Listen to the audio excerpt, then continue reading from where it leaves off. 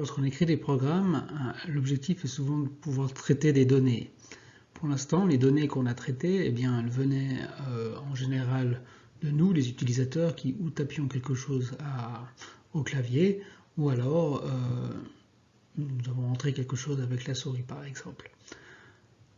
Pour aller un peu plus loin, il faut être capable de lire et écrire des fichiers, par exemple pour pouvoir lire des données depuis les disques durs, par exemple des chiffres, pour pouvoir dessiner un graphe ou analyser ces données. De la même manière, si on souhaite générer des données qui doivent être analysées plus tard, eh bien, il faut être capable de pouvoir les écrire sur le disque dur.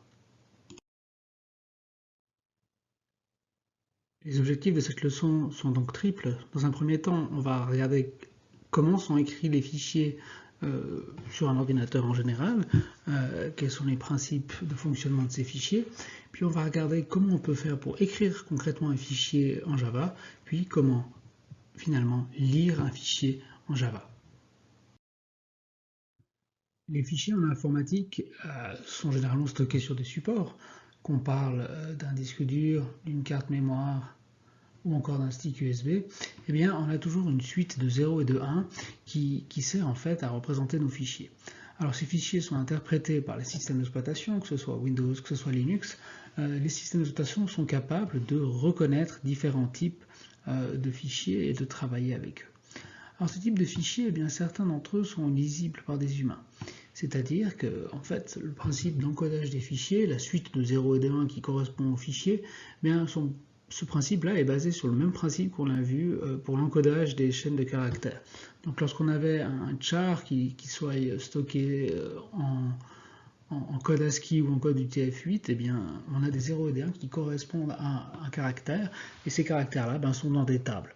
Et puis, si on écrit cette suite de 0 et de 1 directement dans un fichier et que le système d'exploitation sait ce qu'on a fait, eh bien, il est capable de reconnaître ces lettres et les afficher ensuite.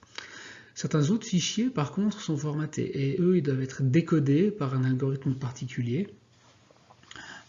Souvent, ces fichiers sont de type, on appelle ça des fichiers de type binaire. Par exemple, si on prend un fichier Word, eh bien, les fichiers Word sont encodés d'une certaine manière, c'est en réalité des fichiers comprimés. De la même manière, les images ont des algorithmes spéciaux pour pouvoir les stocker, et les films, c'est la même chose. J'ai ici représenté une espèce de taxonomie arborescente des fichiers existants. Donc, si on prend dans un premier temps les fichiers de type texte, eh bien, ces fichiers texte qui sont ici, pardon, eh bien, ces fichiers texte sont souvent représentés dans les systèmes d'exploitation avec une extension. Par exemple, on sait qu'un fichier TXT va être un fichier qui contient du texte, un fichier HTML sera un fichier texte qui servira à représenter des pages web. De la même manière, les images ont des extensions particulières qui correspondent aux algorithmes utilisés pour les stocker. Donc par exemple, il y a un algorithme qui existe, c'est l'algorithme JPEG. Un autre algorithme, ce sera l'algorithme BMP que vous aurez l'occasion d'implémenter dans le laboratoire pour ceux qui veulent, et puis d'autres que vous connaissez certainement, comme par exemple les fichiers GIF et les fichiers PNG. Les films aussi, pour les stocker, on utilise des suites de 0 et de 1. Et puis, bien là, les algorithmes sont un peu plus compliqués. Et puis, vous connaissez certainement le type de fichier AVI qui était très à la mode il y a quelques années, qui a été remplacé progressivement par le MKV, Matroska Vidéo. Il existe toutes sortes d'autres fichiers, donc des fichiers pour comprimer les données, des fichiers exécutables. Sous Windows, on retrouve les fichiers exe par exemple, ou les fichiers DLL qui servent à stocker des librairies de fonctions. Alors comment fait-on concrètement pour lire ou écrire des fichiers en Java? Eh bien, on utilise pour ça des flux. Je vous laisse lire la définition qui est donnée ici.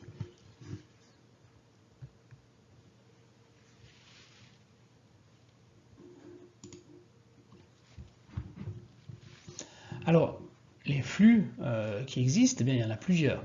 Il y a tout d'abord les fichiers que l'on va pouvoir accéder à travers des flux qui seront créés par le système d'exploitation. Le réseau, donc par exemple une connexion Internet, va nous donner un flux de données qu'on va pouvoir utiliser pour faire rentrer quelque chose dans notre code. Un flux que l'on connaît également, que l'on a déjà utilisé, c'est le clavier. En effet, le clavier est une entrée de nos programmes. Alors, les directions dans lesquelles on a ces flux, eh bien, sont les suivantes. Lorsqu'on regarde vers nos programmes, eh bien, on parle, dans ce cas-là, d'un input stream. Et c'est cette classe-là que nous allons utiliser. C'est cette classe-là que nous allons utiliser pour lire des données vers nos programmes. Lorsque l'on sort des données depuis nos programmes,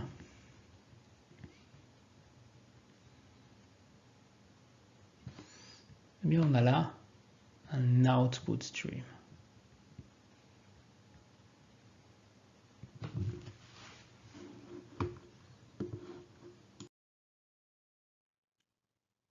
Alors concrètement, ça fonctionne comme ça. Imaginez, il y a des sources de données qui rentrent, des sources de données qui sortent, et au milieu, eh bien, on va avoir nos programmes.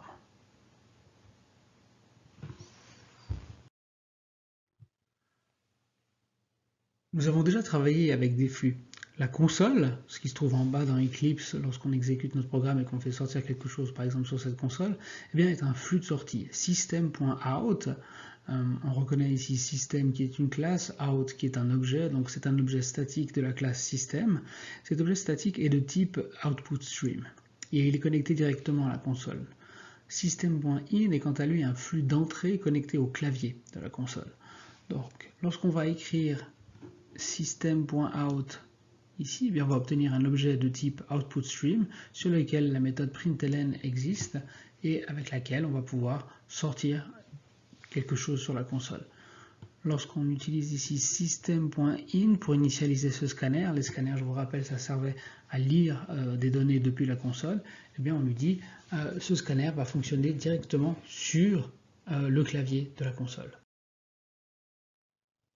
Alors concrètement, comment ça fonctionne ces flux de données? Eh bien, on va tout d'abord commencer par regarder comment on fait pour écrire un fichier.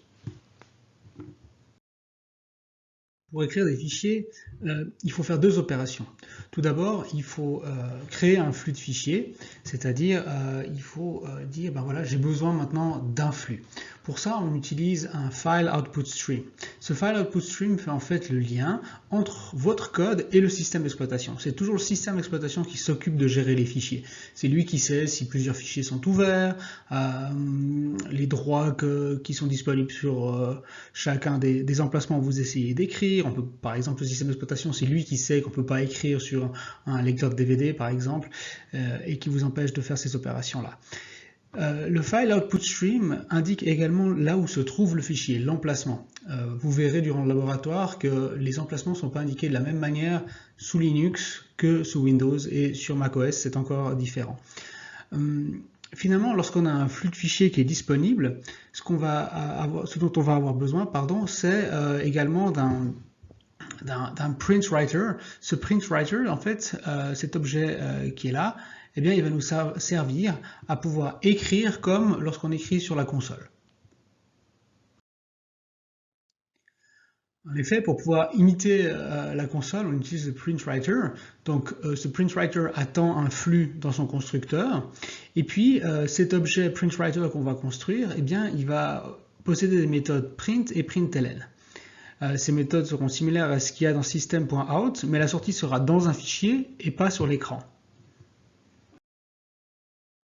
Je vais maintenant faire une petite démonstration.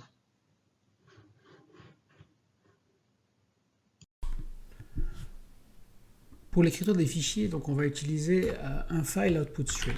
Donc ce file output stream, c'est un objet qui prend comme argument en fait un chemin pour le fichier et le nom du fichier lui-même.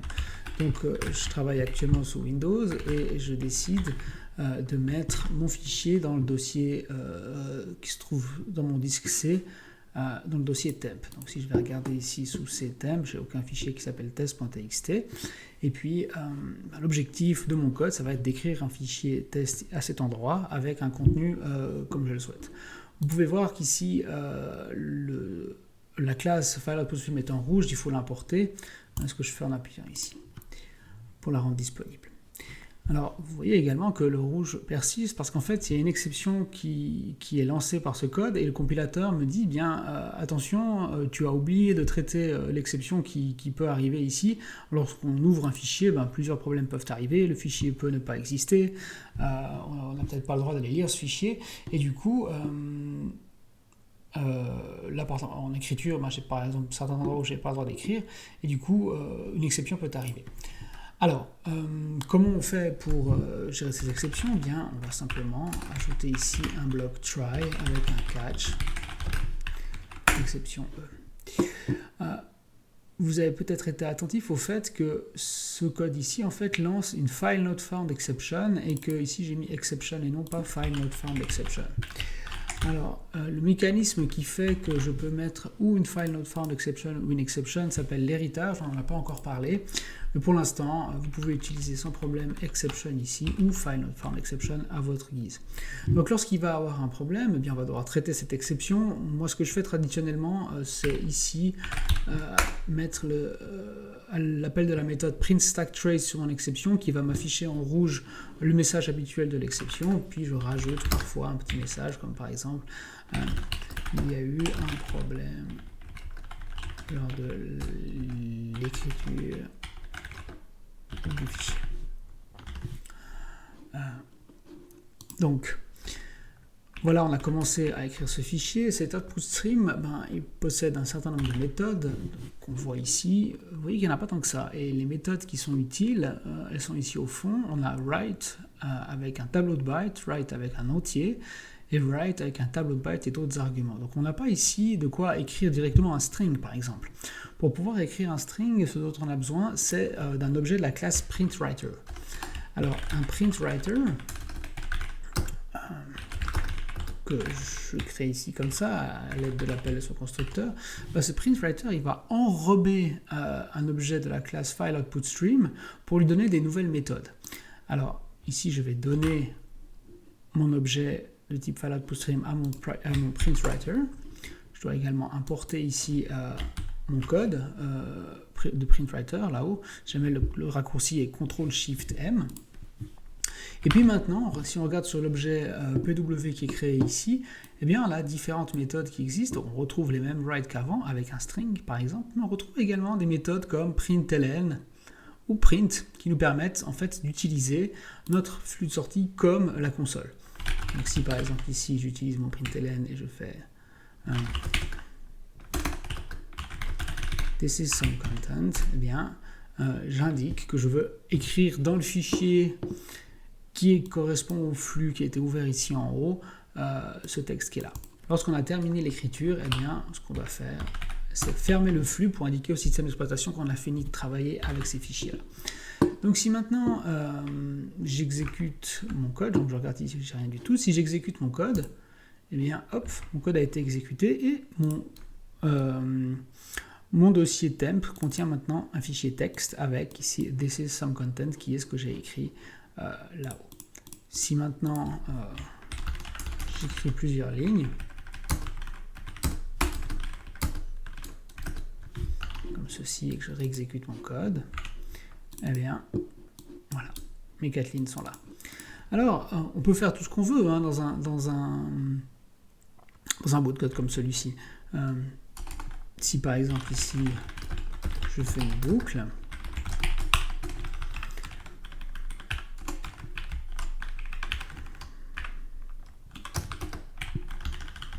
et que je fais ça, eh bien, je vais écrire 100 lignes avec le contenu à l'intérieur.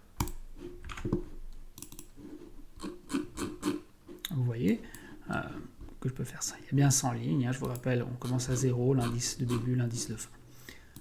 On peut donc écrire des fichiers. On peut en écrire plus qu'un. Petit exercice.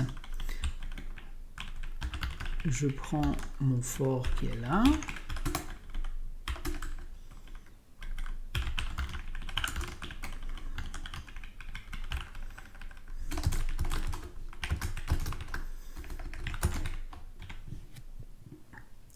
Que se passe-t-il dans ce cas-là?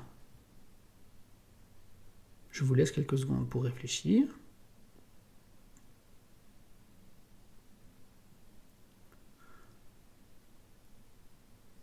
ce qui va se passer, c'est qu'en fait, on va créer, comme vous le voyez là, 100 fichiers. Bien entendu, on peut continuer la manipulation un peu plus loin.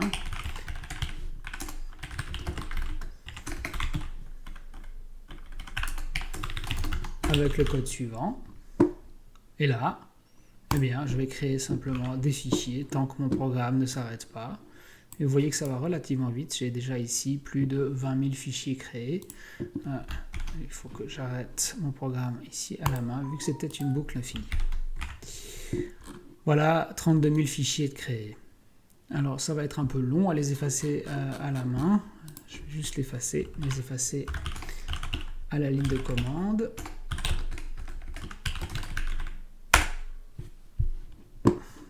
Voilà qui va être fait. Alors, si j'enlève ce petit exercice rigolo de la boucle et que je regarde mon code du début, voilà. Et là, j'ai écrit sous thème dans le fichier test.txt this is some content. Maintenant, la copie, l'effacement est terminé. Imaginons que j'exécute ce code, je me retrouve ici avec test.txt et je modifie ce fichier test.txt avec du contenu supplémentaire. Je sauvegarde, je quitte, je vérifie, tout est bien dedans, et je relance mon code. Eh bien, quand je fais ça, en fait, je crée à chaque fois un nouveau fichier, et l'ancien fichier qui était dedans, eh bien, est simplement effacé. Alors du coup, comment faire pour rajouter du contenu au fichier? Eh bien, on peut faire ça en utilisant le deuxième constructeur de FileOutPutStream. Alors, je vous montre juste ces constructeurs qui sont disponibles ici. Vous voyez que le constructeur que j'ai utilisé, c'est celui-ci, qui construit un fichier à partir de son nom. Et celui-ci, en fait, contient un deuxième argument de type booléen, append, qui va permettre de, s'il est à true, rajouter du contenu dans un fichier plutôt que de le détruire directement. Donc,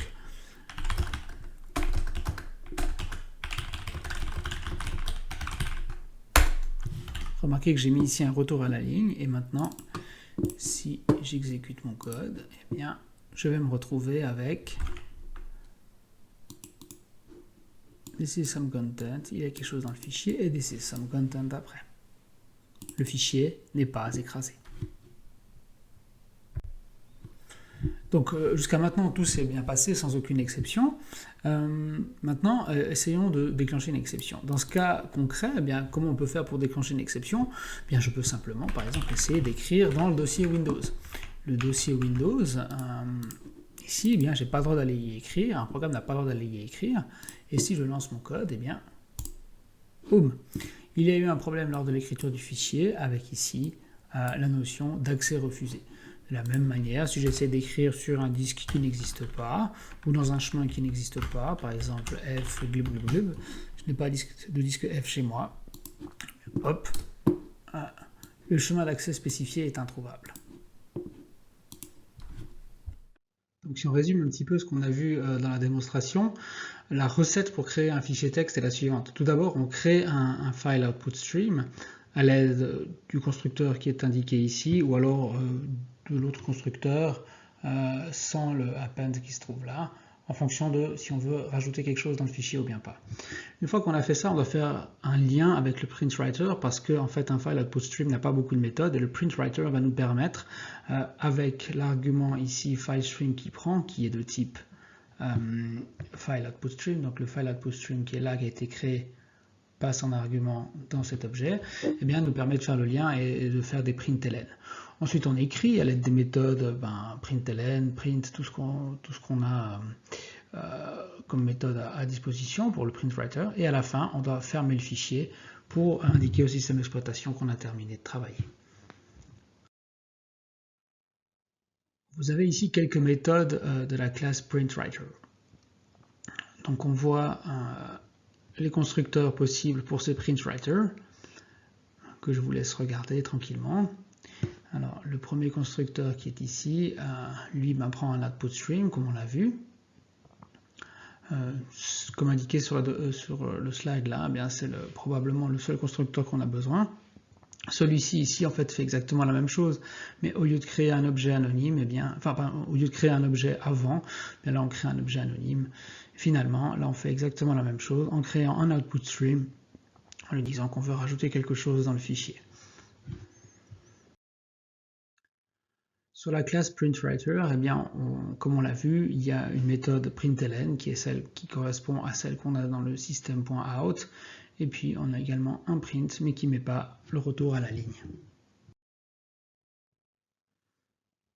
Pour les personnes qui ont déjà programmé en C, eh bien, on retrouve également sur un printWriter la méthode printf qui permet d'afficher du texte formaté. Par exemple, si on veut afficher un nombre avec 2 chiffres après la virgule ou bien un nombre en hexadécimal, on peut utiliser printf.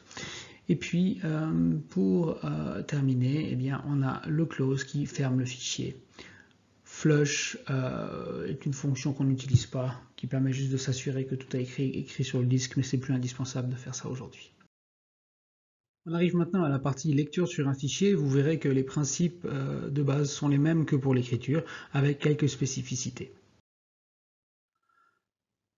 Donc on a également, lorsqu'on fait de la lecture sur un fichier, accès à ce qu'on appelle un file reader. Le file reader va faire le lien avec les fichiers physiques et le système d'exploitation. Et on va utiliser également un objet de la classe bufferedReader qui va nous permettre de manipuler le contenu du fichier. Principalement, cette manipulation va se faire par le biais des méthodes read et readLine qui vont respectivement lire un caractère ou lire une ligne entière du fichier. Je vais maintenant faire une petite démonstration pour démontrer le principe de la lecture et c'en sera ensuite terminé pour cette leçon. J'ai ici un fichier dans mon dossier temp de mon disque C, un fichier stuff.txt qui contient 3 lignes de texte et rien d'autre. Je vais maintenant essayer de lire ce texte-là depuis mon code. Alors pour ce faire, je vais commencer par préparer le code pour gérer une exception, car je sais déjà qu'il va y avoir une exception qui peut arriver si par exemple le fichier n'existe pas. Pour la lecture, je vais utiliser, comme il a été expliqué dans les slides, un file reader. Alors ce file reader, eh bien, je vais lui donner le chemin du fichier ou le lire. J'importe ce file reader toujours avec le raccourci CTRL-SHIFT-M. Et puis, une fois que j'ai mon file reader, de nouveau, si on regarde ce qu'il y a comme méthode sur file reader, eh bien, il y a une méthode ready qui me dit que le disque est prêt à me donner un fichier, par exemple, et la méthode read qui me permet de lire, eh bien, en gros, des entiers ou des tableaux de char. Alors de nouveau, c'est pas très pratique à utiliser, et puis pour pouvoir lire un fichier sous forme de texte, on va wrapper ce file reader, enrober ce file reader à travers un buffer reader, que j'appelle ici input. Et de nouveau, lorsqu'on wrap, lorsqu'on enrobe ce file reader, eh bien, on procède comme suite. On regarde qu'ici le buffer reader qui est là, eh bien, accepte comme argument ici un reader qui est ce file reader. Alors vous êtes peut-être étonné de voir que ici c'est un reader et non pas un file reader. De nouveau, c'est le mécanisme de l'héritage qui est à l'œuvre ici et que j'expliquerai dans une session future.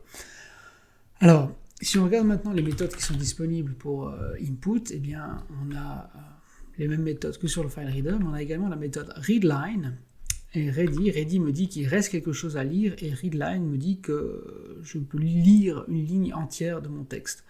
Donc l'idée de la lecture va être la suivante. Lorsqu'on ouvre le fichier à l'aide de cette ligne qui est là, eh bien on se retrouve au début du fichier et puis à chaque fois qu'on va faire un readLine, on va consommer une ligne, on va lire une ligne et puis tant qu'il y a des lignes à lire, c'est-à-dire tant qu'en fait input est ready, ici est ready, tant que cette méthode-là retourne vrai, eh bien on peut lire des lignes, et lorsque c'est plus vrai, eh bien on peut plus lire des lignes. Une autre manière de faire ça, et de regarder que la valeur de retour de readline n'est pas un string, n'est pas nulle, pardon. Si elle est nulle, ça veut dire qu'on est arrivé à la fin. Alors, on n'est pas là pour l'instant. Je sais que dans mon fichier, il y a plusieurs lignes à lire, donc je peux lire la première ligne ici, comme ceci. Dans mon string ici, j'ai une ligne, et puis ce que je peux faire, c'est afficher ces lignes. Je vais également juste écrire le code avant d'exécuter mon programme, le code de mon exception. Alors, par exemple, file not found or program read. Et comme d'habitude, j'affiche le stack trace. Alors, essayons de lire ce fichier et de voir ce qui se passe. Alors, ici, j'ai exécuté mon code et sur ma console, j'ai ce fichier. Alors, j'ai ce fichier parce qu'en fait, la première ligne de mon fichier, était justement ce fichier. Et donc, j'ai bien lu ma première ligne. Si maintenant, je refais un appel à readline et que j'affiche le string qui m'est retourné, eh bien vous allez voir que j'ai la deuxième ligne du fichier qui apparaît. Donc à chaque fois que je vais faire un readline, on va consommer, on appelle ça comme ça, consommer une ligne de notre fichier. À la fin, il est normalement conseillé de faire un input.close pour indiquer au système d'exploitation qu'on a terminé de travailler avec notre fichier. De nouveau, si j'essaie de lire un fichier qui n'existe pas ou de lire un endroit qui ne fonctionne pas, par exemple j'essaie de lire le fichier stuff5, eh bien c'est pas possible, le fichier spécifié est introuvable. Remarque au passage, il est possible de lire les fichiers qui se trouvent directement dans le dossier actuel des sources en ne mettant rien du tout ici devant. Donc si par exemple ici j'essaie de lire test.txt, qui est ce fichier-là, qui se trouve dans mon dossier code d'Eclipse, eh bien si je lis ici ce fichier test.txt, eh bien normalement, vous voyez, on peut avoir ça. Ce qui évite de devoir mettre des chemins qui changent lorsqu'on est sous Linux ou sous Windows.